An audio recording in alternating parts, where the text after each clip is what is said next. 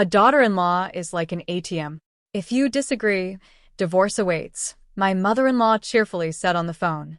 She has always found joy in being mean to me, making my life difficult, especially since my father-in-law passed away. I thought maybe she was lonely, so I put up with it, but I had reached my limit. On top of that, my mother-in-law had a huge misunderstanding, something that was a big deal. I took a deep breath and told her the truth. Right after, I heard her scream from the other side of the phone. My name is Angela Merkel, and I'm a 50-year-old housewife juggling part-time work and household chores. My friends say I'm someone who doesn't get upset easily and is mentally strong. I met my husband Peter after I started working. We were the same age and hit it off right away at a mixer a friend invited me to. I wasn't really interested in dating at the time, and the mixer felt more like my friend was using me to meet men for herself. I didn't want to stand out, so I sat quietly in a corner, eating and drinking alone. Then I noticed someone at another table also keeping a low profile. Our eyes met, and we started talking naturally. That person was Peter, the man I would later marry. We both clearly weren't enjoying the mixer, and Peter commented with a wry smile, "It's tough, isn't it?" His smile was so sweet and hard to describe. After the mixer, we exchanged contact information. At first, we were just good friends, but when Peter confessed his feelings, we started dating. At 35, I married Peter, and 4 years later, our son Larry was born. We've been happy ever since. Peter's parents live far away, hours away by train. When we got married, I actually felt relieved by the distance. That's because every time my mother-in-law saw me, she would say hurtful things like, "Did you really marry such an unfeminine woman, Peter? Someone cuter would suit you better." The first time we met, I thought she was just checking me out, but then she suddenly said that. I was so shocked that I froze. It was the first time someone had spoken to me so rudely right after meeting them, and I didn't know how to respond. Since I didn't react, my mother-in-law took it as a chance to criticize me even more. She said, "I expected a nice gift from someone from the city, but what's this plain baked goods? You have no taste." The gift I brought was a popular assortment from a famous store. It looked simple, but it tasted amazing, and I thought Peter's parents would enjoy it. Unfortunately, my intentions didn't come across at all. The first family meeting was filled with my mother-in-law's criticism. During the whole thing, my father-in-law said nothing, pretending everything was fine, and Peter just gave a nervous smile, not stepping in. I told myself, well, we don't live near each other and we won't meet often, and moved forward with the wedding preparations. I didn't exchange contact info with my mother-in-law, and living in the city, I figured I could avoid dealing with her. After I married Peter, we barely interacted with my mother-in-law, and we lived peacefully. Later, I became pregnant with our son, Larry, and gave birth without any issues. After he was born, my mother-in-law made a fuss about wanting to see her grandson, but Peter handled it well. I was so grateful to be married to him. I knew many husbands sided with their mothers and ignored their wives and kids, but Peter wasn't like that. Our peaceful life continued after Larry was born. He's grown a lot and is now 16, in his 3rd year of middle school. Larry is thinking seriously about his future and aiming for one of the best high schools in the city. He's going through a rebellious phase now, and when I gently point something out, he just says, "Ugh, so annoying." But I can tell he struggles with showing his true feelings, because after acting out, he sometimes apologizes in a very quiet voice. Understanding his struggle, I try not to overreact and just quietly support him through this phase. My main concern these days is his cute, rebellious behavior. Other than that, life is pretty smooth. Work is going well, and I'm actually earning more than Peter now. He's been really busy with his job and often comes home late, but it's not a big issue. We were living peacefully, and then out of nowhere, something happened. It's serious. Dad collapsed. My mother-in-law called with urgent news while we were relaxing as a family of 4 on a weekend. Peter usually spends his days off alone, but this time, we were all together when we got the call. We talked about what to do. "We need to get there quickly," I said. "Yes, let's get ready. Larry, pack for 5 days." "Got it," Larry replied. In this situation, he followed my instructions without question. We quickly packed and left the house, rushing to catch the train. Unfortunately, on the way to the hospital, as directed by my mother-in-law, we got the sad news that my father-in-law had already passed away. Dad, why? Peter said. I wasn't very close to my father-in-law and had barely spoken to him, but seeing Peter's sadness made me feel sad too. My mother-in-law was crying loudly, and for once, she didn't say anything harsh to me. After the busy funeral, we returned home a few days later. As I was preparing dinner, Peter made a surprising suggestion. "I want Mom to live with us," he said seriously. "What did you say?" I asked, shocked. "Mom has been really down since Dad passed away, and I'm worried about her," Peter explained. "She's getting older, and we can't leave her alone." I understood his concern, but I couldn't help feeling anxious. My mother-in-law had always been rude to me, and the thought of living with her made me worry about how it might change our peaceful life. Peter didn't like that I didn't agree right away. He looked a bit angry and said, "This is my house, and I decide who lives here." I was surprised by how strong he felt.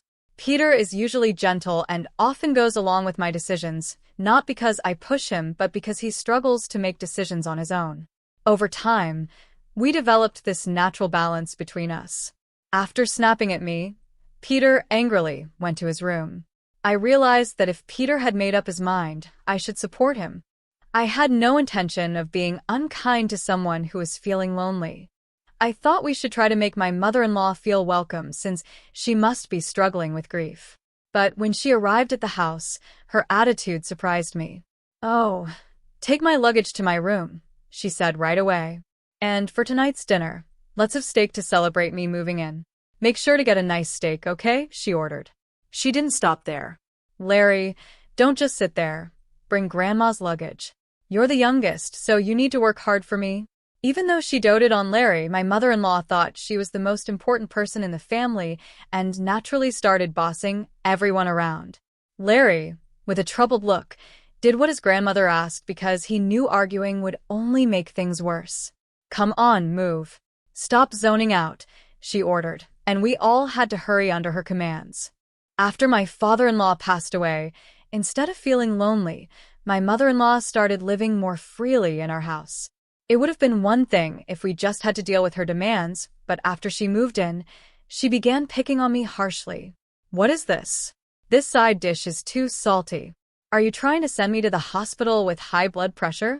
Complaining about my cooking became an everyday thing. She would complain at every meal, even though I used normal seasonings and Peter and Larry preferred food with lighter flavors. It was clear she was just trying to irritate me. On top of that, she constantly criticized my laundry, cleaning, and all the household chores. One day, I couldn't take it anymore. I handed her the vacuum cleaner and said, "If you think I'm doing it wrong, please show me how it's done." She took the vacuum and cleaned, but her skills were pretty average, nothing different from mine. Still, she confidently declared, "This is how cleaning should be done." I couldn't understand how she was so sure of herself. One day, I finished work early and came home. When I arrived, my mother-in-law was chatting with a woman I didn't know. "This is Anna Smith, a good friend I've made since moving here. We get along very well," she said. Mrs. Smith greeted me briefly and then continued talking with my mother-in-law. "A daughter-in-law needs proper training. Emma is too soft," my mother-in-law said. "No, I don't think that's true," Mrs. Smith replied. It seemed Mrs. Smith was a good listener for my mother-in-law. I pretended not to hear them and went to the kitchen to start dinner. Every now and then, they glanced at me with unpleasant smiles. The atmosphere was tense. Suddenly, there was a loud noise. "Oh, sorry about that," said Mrs. Smith, as her coffee cup fell to the floor. Thankfully, it didn't break, but the coffee spilled everywhere. As I started wiping up the coffee, something fell on my head. "What are you doing?" I exclaimed. "Oops, my hand slipped," my mother-in-law said. What had landed on me was her coffee, and both women burst out laughing as if nothing serious had happened. "I'm home. What's going on?" "It's a bit noisy," Larry said as he came home from school. He took one look and quickly understood what was happening.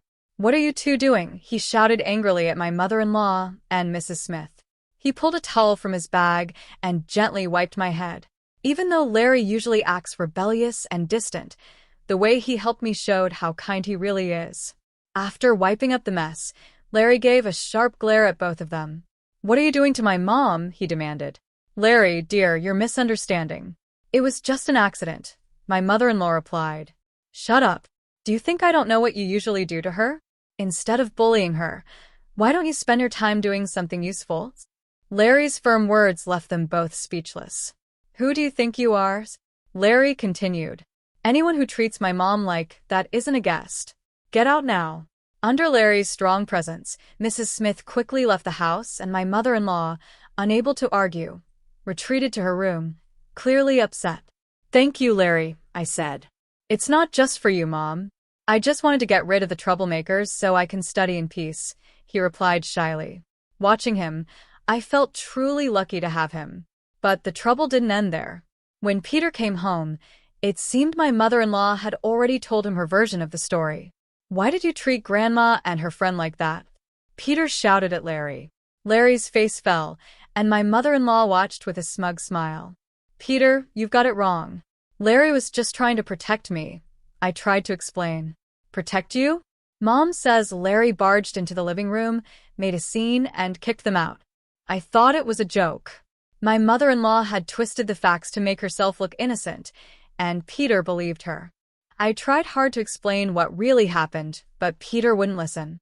"First of all, you and Larry are too cold to my mom. She's my mother, and you need to respect her more." Peter lectured us without giving us a chance to speak.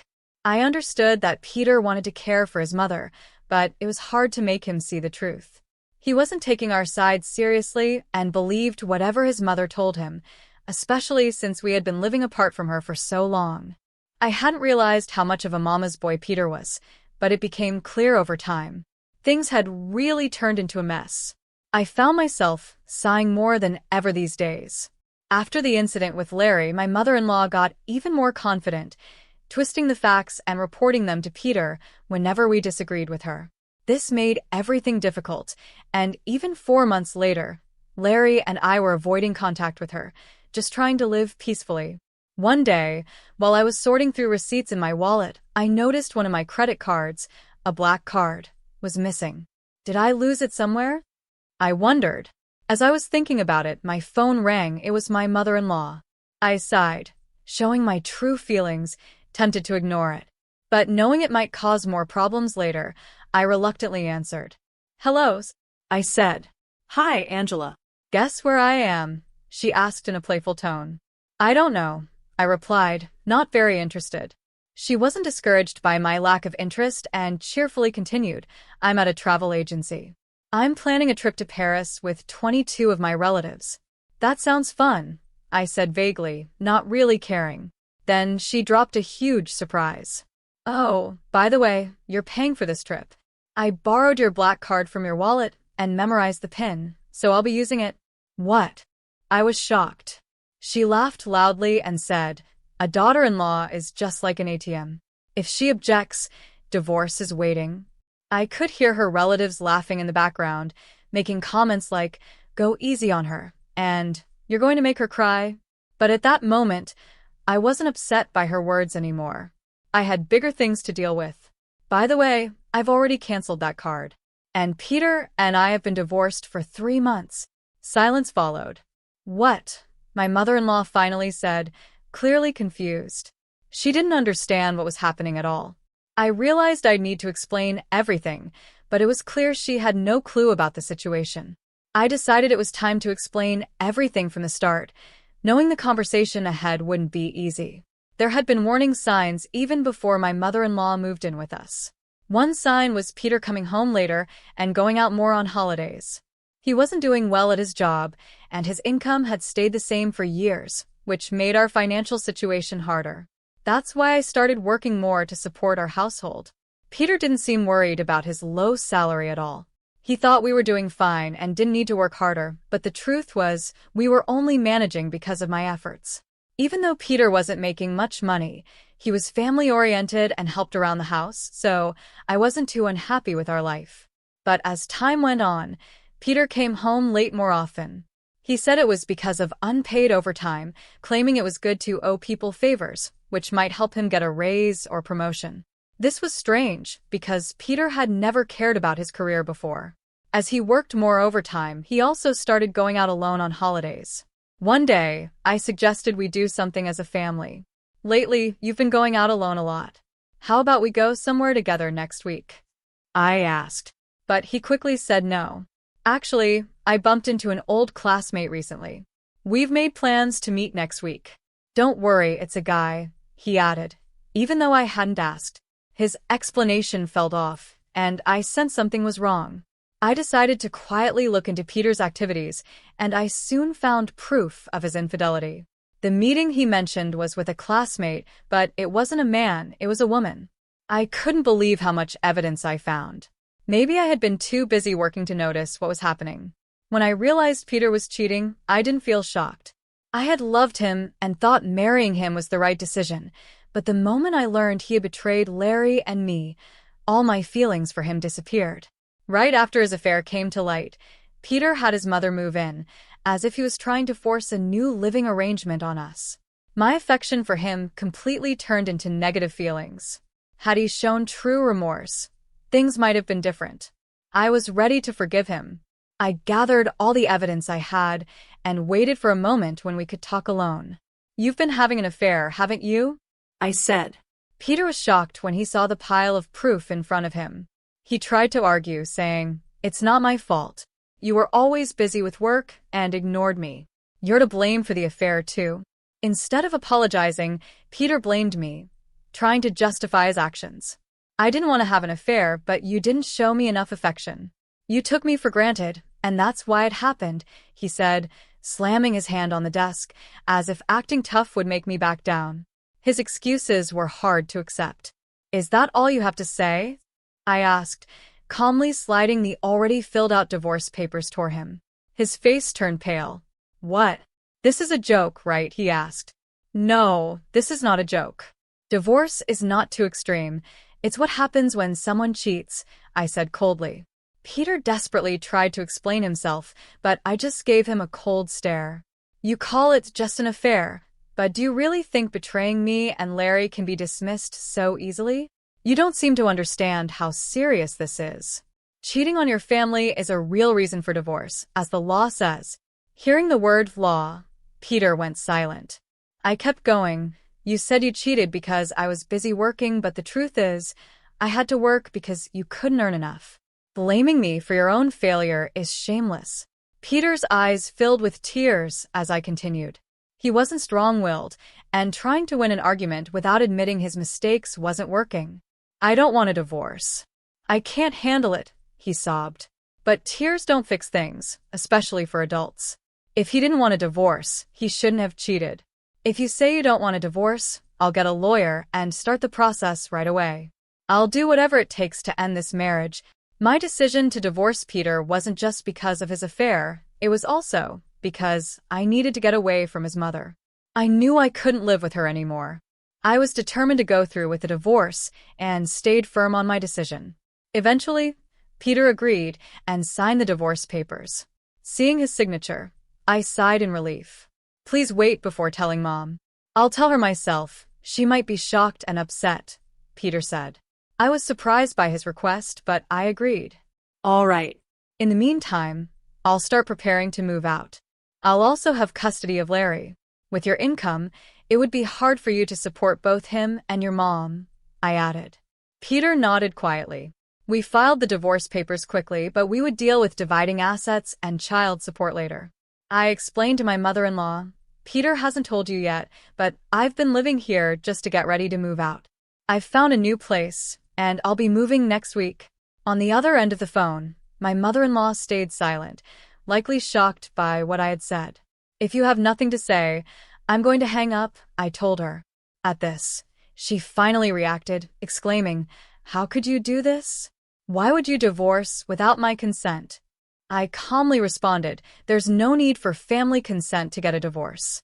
That's not a rule." She groaned in frustration. Then, I heard a woman's voice, probably from the travel agency, saying, "I'm sorry, but this credit card cannot be used." The charge is $350,000. How would you like to proceed? I couldn't believe it.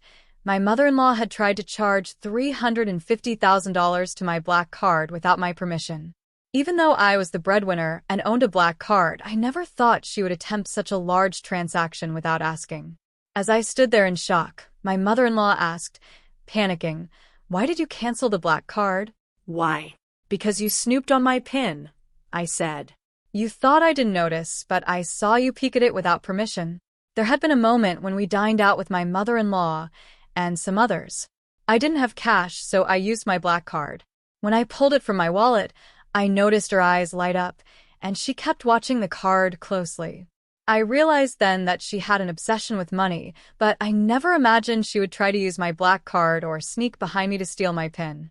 I could even hear her heavy breathing as she tried to be sneaky. After that incident, I immediately canceled the card. I didn't use that card much and had other credit cards, so canceling it didn't cause me any problems. You'll have to pay for the trip yourself, I told my mother-in-law. She was speechless, clearly not expecting me to catch her snooping. She probably thought she could take a free trip and keep mistreating me, but I wasn't going to fall for such a simple trick. I could hear her relatives in the background. "Emma, what do you mean you can't pay? What's going to happen with the Paris trips?" They sounded frustrated, and my mother-in-law was scrambling to make excuses. I felt this conversation was pointless, so I sighed and said, "I'm hanging up now." She tried to say something, but I ended the call without hesitation. Shaking my head in disbelief, I organized my wallet and started packing for the move. I didn't have many personal things, so I knew it wouldn't take long. Once I finished packing my stuff, I planned to help Larry. But suddenly, the front door slammed open, and I heard frantic footsteps rushing toward my room. What do you mean by this? "You've made me look like a fool," my mother-in-law yelled. "Welcome back. How was your trip?" I said calmly. "The payment is on hold. You need to come with me to the store right now and pay the $35,000. As she ranted, I looked at her angrily. She had never seen me react this way, and it clearly shook her. "Why should I pay for your trip?" I said. "Peter and I are divorced. Legally, we're strangers now. You need to understand that." "How can you talk to your mother-in-law like that?" she snapped. "That's because you're not my mother-in-law anymore. Can't you see that? Are you stupid?" My words hit her hard, and her face quickly went pale. Before, I had been more patient because she was Peter's mother, but I decided I didn't need to hold back anymore. She glared at me and angrily said, "Do whatever you want. It'll be a relief if you're gone. Just leave behind Larry. He's supposed to inherit the house." I couldn't believe what she said, but before I could respond, Larry, who had just come home, walked in and changed the mood. "Stop joking like that," he said. "I'm leaving with Mom. Living here with Dad and you, Grandma, would be torture." "No amount of money could make me stay," Larry said. "Larry, what are you talking about? Have you been brainwashed by this fool?" My mother-in-law snapped at me, but Larry and I were shocked by her words. Larry responded, "The fool is you, Grandma. And what do you want me to inherit? There's nothing here worth inheriting, just an old house on useless land." He was right. The house wasn't valuable. It was an old building on unattractive land, and its value had gone down over the years. After that, my mother-in-law collapsed, exhausted, and we could only watch. I kept packing for the move and started working on the property division with Peter. Even though I couldn't expect much from his income, it was important to hold him accountable for his actions. I also demanded an apology from Peter's affair partner, and both of them were held responsible. While the property division might not have been a lot for Peter, it was a big blow to him. He ended up using all his savings and even selling personal belongings to get by. As they struggled financially, my mother-in-law, who couldn't control her spending, didn't look for a job. Eventually, Peter had to sell the house and land, which were worth very little. The small amount from the sale was all they had left to live on. They moved into a rundown apartment and faced more struggles every day. Finally, my mother-in-law found a job, but her difficult attitude made it hard for her to keep any job for long.